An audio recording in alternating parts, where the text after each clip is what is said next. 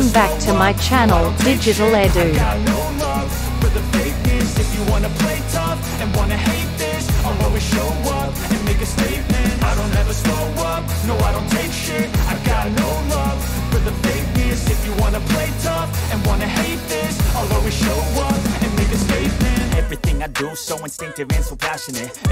Assalamualaikum warahmatullahi wabarakatuh.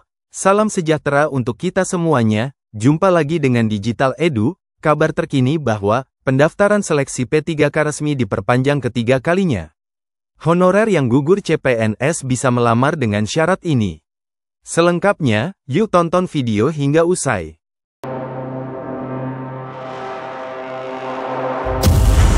Pendaftaran seleksi P3K tahap kedua resmi diperpanjang ketiga kalinya. Perpanjangan waktu pendaftaran seleksi P3K sudah hampir sebulan. Pertama, BKN memberi waktu tambahan hingga tanggal 7 Januari tahun 2025. Kedua, perpanjangan waktu kembali dilakukan sampai tanggal 15 Januari tahun 2025. Dan yang terbaru, BKN umumkan ada lagi perpanjangan hingga tanggal 20 Januari tahun 2025. Sedangkan pada jadwal awalnya pendaftaran berakhir tanggal 31 Desember tahun 2024. Dengan ini, berarti pendaftaran seleksi P3K sudah diperpanjang selama 20 hari.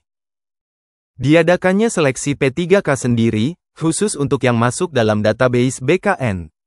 Dan pemerintah kini memfokuskan untuk menyelesaikan permasalahan honorer. Sehingga seleksi P3K dibuka diantaranya ada yang diangkat menjadi P3K penuh waktu. Sedangkan tenaga honorer lainnya diangkat jadi P3K penuh waktu. Setelah diangkat P3K nanti, ada banyak penghargaan yang bakalan diterima oleh honorer. Hal ini sebagaimana yang diatur dalam UU ASN nomor 20 tahun 2023. Di dalamnya, ada 7 penghargaan bagi honorer setelah mereka diangkat P3K. 1. Gaji pokok atau upah. 2. Fasilitas. 3. Tunjangan. 4. Lingkungan kerja. 5. Penghargaan bersifat motivasi. 6. Jaminan sosial. 7. Bantuan hukum. Di seleksi P3K tahap kedua ini, sangat banyak tenaga honorer yang melamar. Apalagi karena perpanjangan waktu pendaftaran sudah dilakukan 3 kali, sehingga makin banyak menjangkau tenaga honorer. Kabar baiknya, tenaga honorer yang gagal atau gugur di seleksi CPNS 2024 juga ada kesempatan. Mereka disebutkan bisa melamar di seleksi P3K tahap kedua. Hal ini sebagaimana yang dijelaskan dalam Kepmenpan RB nomor 634 tahun 2024. Di dalamnya menjelaskan tentang kriteria pelamar pada seleksi P3K bagi tenaga non-ASN yang terdaftar dalam pangkalan data BKN tahun anggaran 2024.